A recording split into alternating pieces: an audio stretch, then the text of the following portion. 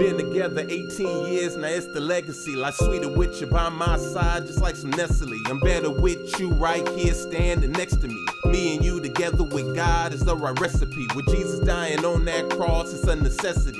Always make me feel at ease when weight is pressing me. You and me walking together through life's complexities. Family and ministry, flowing just like TNT.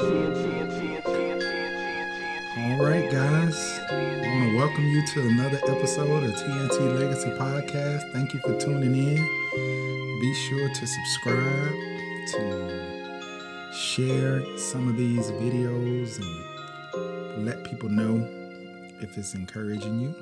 I want to say hello to my wife, Thais. How are you doing today, babe? Well, thank you, Terrence. Thank you. I'm doing well, and I think we were talking the other day, and you reminded me of some Christmas cards that you found. Yes, I found some Christmas cards. What did those Christmas cards remind you of? Joy and cheer and Jesus good times. What did those cards remind you of? Those cards reminded me of an argument we got into on our way to church. I think so I had a box of Christmas cards and I wanted to send them out, and I was just trying to get them out, so I wasn't going to take a whole lot of time to write an individualized, personal, deep, heartfelt message to every recipient of these cards. Mm-hmm. To me, it was just kind of like I'm thinking of you right now at this time, and you are remembered, you are thought of, you are loved to everyone who would receive one of these cards. Mm-hmm. You had a different take on how these cards should be filled out, and we bumped heads over it. Mm-hmm. Do you remember that? I don't remember all the details. Elaborate for the people so they know. Just you were kind of like, what's the point? If you're not going to make it personal and it's not really going to mean something, then there's no point to even sending it out. And we couldn't agree. Sound like something I would say. Yeah, we couldn't agree. And so we got into this thing about it. And I'm sure we figured it out in about 5 minutes and went on about our way. No, sir. It was not a quick conflict. This was something we went back and forth over to the point in which we were not on the same page, and there was a very palpable tension that made us both uncomfortable with going to church like that, because we were headed to church.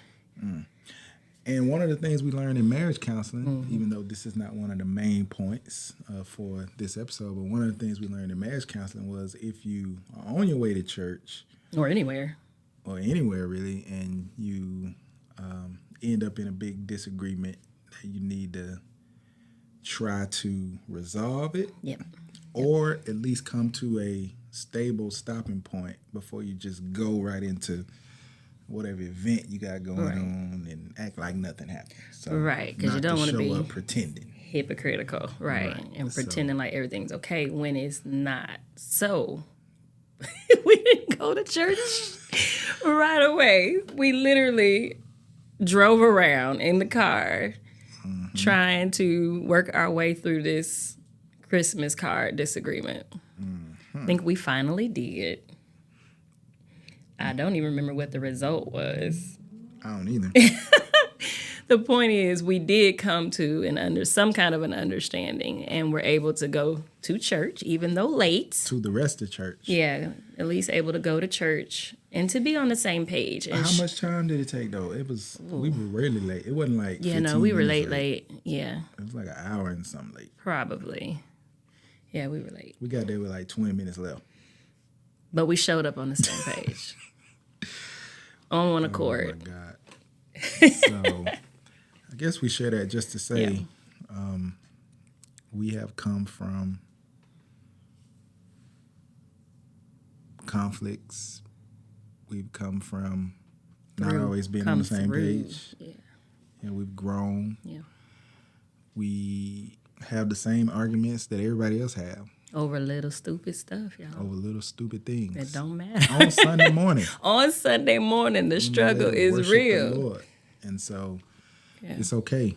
if you have conflicts and disagreement, which we're going to get into some pretty unique and tools God has given us to resolve conflicts. Yes, excited to share those. Examine ourselves in the near future. So keep tuning in to the podcast. Today we want to continue our short series on the foundational things we learned in the early years of our marriage that have helped us all these years. And the next one is my need to obey God concerning my spouse. Now, I know that may not make a lot of sense at face value, but just ask yourself the question when you think about your marriage or maybe future marriage. If you were asked the question, what do I need in my relationship or future relationship? And a lot of times when people answer that question, they say things like, if you're a man, you may say, I need respect. Mm-hmm. If you're a woman, you may say, I need quality time. I need to be heard. I need to be heard. I need to be loved. Yes, those things. And those are not bad things by any stretch of the imagination. As a matter of fact, in a good, healthy marriage, you're going to have several of those things, and hopefully most of those things. Mm-hmm. However, the question then becomes, what really is a need? And I think what we're arguing for, or at least advocating for, is that a need is something that you have to have in order to maintain and grow in your relationship with God, or to just survive and exist. Those are real needs. Like sometimes kids say, well, oh, I need this or I need that. No, you may want that, but at the end of the day, it's not a need. And what we mean by that is what I need in my relationship or in life is to be able to grow closer to God, to have a relationship with Him unhindered by maybe my own failures or disobedience or things of that nature. So if I don't get from you respect, submission, as much physical intimacy as I want, am I still able to grow in my relationship with God? That's the question. And the answer to that is yes. If you don't get quality time or a listening ear, are you able to grow in your relationship with God? And the answer is yes. Yes. Now, if I make it a habit of withholding the things that God requires of me as a husband, can I grow in my relationship with God? It'd be very hard to do because I'm being disobedient and I'm defying what He says is required of me in His Word. And actually, 1 Peter talks about, dwelling with your wife in an understanding way so that your prayers are not hindered. So there's a real sense in the Word that God gives consequences for us being disobedient or us being overtly rebellious, us understanding what He's asking us to do and refusing to do it. Like that hinders our ability to grow. Whereas if I don't get the things that I feel like I need and I feel like I want, like respect, even though that's a good desire, that could actually be a trial in my life. And God says that count it all joy when you go through trials because the testing of your faith produces patience. So if I'm on the receiving end of neglect and my spouse not doing everything I want them to do, I still can grow in my relationship with God because I can give those things over to God. I can lay those concerns at His feet. I can view those things as maybe this is a trial, or a tough situation that God can use to grow me. And so I guess what we're simply advocating for is switch the focus. That me as a husband, what I need to understand, my primary need is not what something that you're supposed to give me, but something I need to offer to you. Yeah. And that you as a wife shouldn't consider your primary need as something you Get from me, Sure. but something you offer and something you give. And if the beauty is if two spouses are approaching their relationship not from, oh, I need this from you, and oh, I deserve this, and you need to give me this, and instead we ask the primary question of what does the Lord require of me? And you got two people asking the question, what does the Lord require of me? You have an opportunity to really see the magic happen. Absolutely. If you have one or two spouses consumed with the thoughts of, oh, I need this from you, and you ain't doing this, and then you just got chaos. So the word you just said, you said consumed. And so that was actually in my mind of, simply put, what we're advocating for is servanthood over consumerism in your marriage. Lord have mercy. Simply put. Yep. It's not about what I need or what I want from him. My ultimate greatest need is to obey God regarding my spouse, regardless of whether or not he's acting right. So it's times when Terrence may say something. Y'all know he's a little rough around the edges. And he'll say something and I'll be like, but why you say it like that? And then he'll ask me to do something and I'll be tempted to just be like, nah, Joker, I ain't doing that. But in that moment, he didn't speak to me the way I wanted him to speak to me. He didn't give me the communication that I desire, right? But my greatest need is not even for him to talk to me the way I want him to talk to me. My greatest need is to obey the Lord, and I'm not absolved from my responsibility and my commitments and my obligation and duty to respect him. I'm definitely not saying don't address, communication things that need to be addressed. I'm not saying be a doormat and let your husband talk to you like you crazy. That's not what I'm saying. But there are times when you may not get what you need or what you want in that moment, and we are still responsible for the Lord to deal with our spouse in the way that he lays out in his word. Yeah. I think the thing about love is that it's a unconditional idea. That agape love is an action, and it's not based on what I get. The scriptures don't say, love your wife like Christ loved the church if she submits. Or if she is physically intimate with you as often as you like. Or if, she always speaks to you with a respectful tone. No, he just says, do what you're supposed to do. And the same for a wife. It doesn't say submit if or whatever. He's a strong leader. It just says do these things. Now, the caveat is, no wife should submit to their husband, if being encouraged to sin. Right. Or, hey, babe, let's come rob this bank, or things of that nature. But outside of that, God has given us these roles and these responsibilities to live out in a way where we take the focus. And what you said is magic. Can you say that one more time? You said servanthood over consumerism. Like, I know it's not a church podcast, but it is a ministry podcast too. And I think our churches would do well to think about how we come into these ministries. Do we come in with a servant attitude, or do we come in with a consumerism attitude? Do we come in to just receive, or we come in to give and to offer? And that's what we're advocating for in marriage. And if we can learn to do that in marriage, maybe our churches would be the recipient of For sure.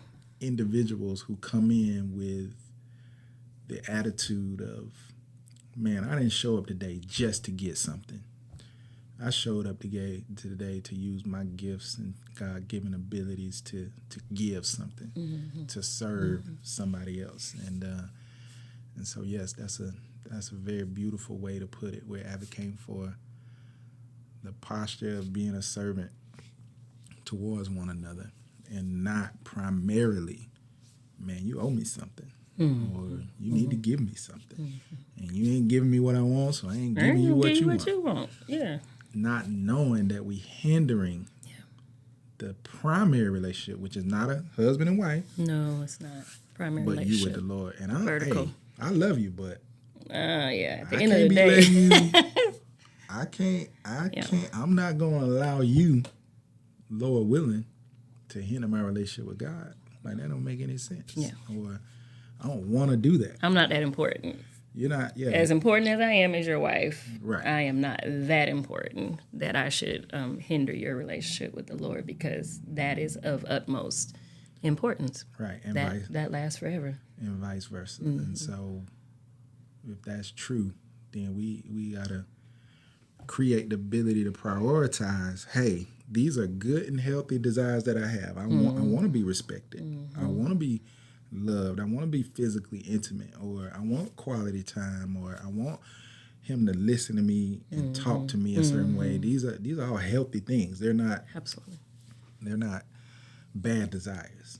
But when they become the chief desire over us being the person that God has called us to be, then we're out of balance. Amen. So when we look at the next one, I think about the idea of... Did you give a verse for that one? No, I didn't give a verse for that one, but I don't know if we have a verse for that one. Other than just the overall concept of servanthood. And Christ came to be served. right. No, to serve, not to be served. Right. And so, no, that's an excellent scripture to think about. The next one that I have is our first ministry is each other. So this is definitely one that ties ministry into the conversation, because we are a ministry family. We are. We have been a ministry family for 18 years now. From the very beginning. When we got married, we were full-time on staff of Campus Outreach. We left that, went to seminary, and was in some volunteer roles, but college student pastor role in seminary at first, and then I did some other assistant volunteer roles in other churches that we were part of, and moving here to plant the church. So we've always been involved in ministry, and yet it is so easy to forget that our first ministry is each other. And so what do you think about when you just think about that? I think about the many women I've heard that have said that they don't want to be married to a pastor. Okay. Or a minister. And I think one of the main reasons they feel that way is maybe they have seen they've seen where ministry and other people have come before the family and before the marriage relationship. And so that this principle of we are each other's first ministry is just a reminder that if we fail at this, if we're not paying attention to this, it really don't matter how many people I done helped at the church. Like, I'm failing at home. God is holding us responsible for what we're doing at home. So, Terrence, you can't get up there and preach and tell people how to act at home, and you ain't acting right at home. Like, we have to take care of each other. And I'm not saying that there aren't sacrifices that we make. Obviously, we're a ministry family. There are sacrifices we will make. There are times you will be gone, you will get calls in the middle of the night. So it's not to say that you never have to sacrifice, but it is to say that we have to make sure that we're taking care of each other and of our kids and of our home, and not putting other people and just other people ahead of what God has called us to at home. So, amen. When I think about that, I have some very similar thoughts.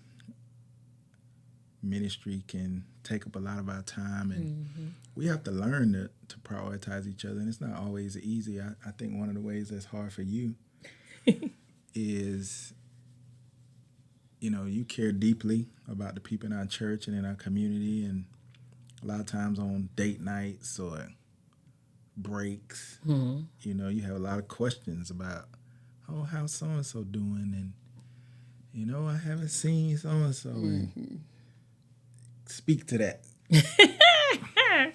Speak to how we don't speak about it. Speak to the struggle. The struggle is, okay, yes. That, and how sometimes you have to catch yourself. The struggle is that we rip and run at such a pace that, during our normal days, a lot of times there is not enough space for me to process things with him or to ask how certain members of our congregation are doing. So a lot of times when we finally do get a moment to talk, there are things I want to bring up about church members or about what's going on with other people. And the timing is still not good. Because it's our time, it's not time for us to talk about what's going on with so-and-so. And you remind me of that, even though that's not always what I want to hear. Sometimes it's frustrating because I do feel like there isn't room for us to share about those things. But in those moments, I have to be okay with not knowing. It's okay. I just have to be okay with not knowing for the sake of protecting the time that we have that is so precious and sometimes infrequent, right? I have to be okay with not asking certain questions and not knowing about certain things and just protect this time for me and you. But that also depends on the couple and how both process, right? Because we know other couples where the husband may come home and process certain things with the wife. But for my husband and how he is wired, he comes home, he don't want to talk about it.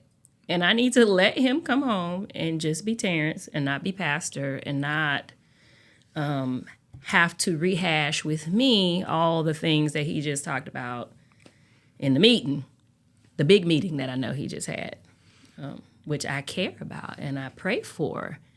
But sometimes God is just calling me to do that from a distance and to not expect play-by-play details for the sake of protecting his peace of mind and his sanctuary as well as ours, right? Because he has to come home and feel that peace, and I need to allow him room to do that and to not have to go through all the stuff he just went through all day long. So. Yes. What are some of the ways, well, I'll say one way we've tried to do this is to keep the idea of first ministry. We try to take a day off consistently. Full disclosure, full confession, this was 2024 was a bad year for days off for me. The worst. That's the worst year we had so far. Of all the years of ministry, I did not take a day off.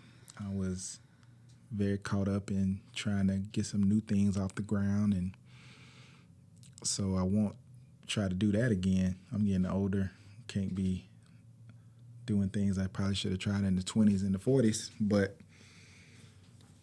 outside of this past year, we have consistently taken a day off, even living in a context where our wonderful neighbors can just walk up and knock on the door and ask questions and express needs. Like, I love that. But we've had to keep boundaries around that to let our neighbors know, like, hey, you knock on Friday, nobody coming to the door. And just as a way to try to make sure we prioritize our first ministry. Vacations, we've been consistent with vacations and breaks away from ministry, recognizing that ministry doesn't revolve around my presence or your presence. Like, we can step away. We don't have to serve. You serving on the praise team doesn't have to be every week, though you would love for it to be every week. Though you like going to practice, even if we're not going to be there on Sunday. So, us recognizing those things and taking those breaks are good, so that, we can prioritize that. It's good for the kids too. So that they realize that, hey, the ministry and the work is not the most important thing. Like, we prioritizing our relationship with each other and our time with them as well. Another one. Some other things that come to mind are you being intentional about when you travel for work. Like, you try as much as possible not to miss their games and to travel during seasons where, you can still be present at home. And then one more thing that came to mind was giving me the green light to interrupt work if something should ever come up that I feel like maybe I need to process through something. Maybe I need you in that moment. Like, I do feel, even though I may be reluctant and feel like, I don't want to, bother you. But at the same time, I know in the back of my mind, because we've talked about this and you've given me the okay, this is the first ministry. This is most important. So if I need you, then I have the green light to be like, hey, this is one of those moments. I need you. And I do think the kids feel like that too. I think they know, even though that we're really busy, I think they know, I hope they know that they do come before even us helping other people's kids, which we do a lot of that, but they are our first priority outside of each other in our relationship with the Lord. So. Okay, I think we have time for one more where we can discuss the need to pray for and with each other consistently. The Bible talks about praying without ceasing. Philippians 4:6-7, talking about not being anxious for anything, but with prayer, supplication, and thanksgiving, make your requests known to God. And so many other scriptures that talk about the need for prayer. But what does this mean for you? It's like no matter what point of our life we're at, even if I'm praying more than I was the last time I heard that, I still hear that and think, man, I ain't praying enough. Right. I'm not. Like, I do pray for you. Like, we do pray together, but man, I want more of that. We need to do more of that. I think we need to do more. Yeah, the point is just you prayer is a constant need.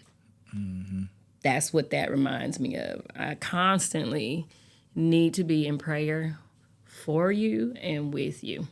Just simply put, I will never, I don't think I'll ever achieve, like, that's not a goal that you can even achieve. It's just something you continue to strive for. More prayer, like you continue to strive to know God more and more. But one of the ways in which you know God more and more is through prayer, right? So I need to be praying more and more for you and with you. And it's hard to be upset with somebody you're praying for all the time. Yeah, that's hard. Like, it's hard to stay in that place of, I don't like you, or you get on my nerves, or you're making life difficult, or any other thing that could pop in our heads when we are praying. I think prayer gives us compassion and concern and empathy for the people or the person that we are praying for. So I think God uses it to help us to concentrate, to know that we can't do this on our own, that we have to have the help of the Lord, and just that reminder to be praying. So I think one of the things I have enjoyed over the years is knowing the journals that you keep and the way you write in them and how you write your prayers out, and to know that, I can go and flip open a journal every blue moon and know that if I read a couple of days somewhere in there, you're going to be asking the Lord to help me out, to help me be, what I need to be. So, I really appreciate that. Anything else you have on these? Mm-hmm. No? Mm-hmm. All right. So without trying to jump into another topic, we ask you guys to stay tuned for the next episode where we can continue to walk through some of these foundational things that the Lord has taught us. And we hope that you're being encouraged by these ideas that are definitely not our own, but given from Him, that keep our marriage strong and headed in the right direction. So tune in, remind somebody to subscribe, and pray for us as we continue to try to share our lives with you all. Thanks. Thank you. Bye.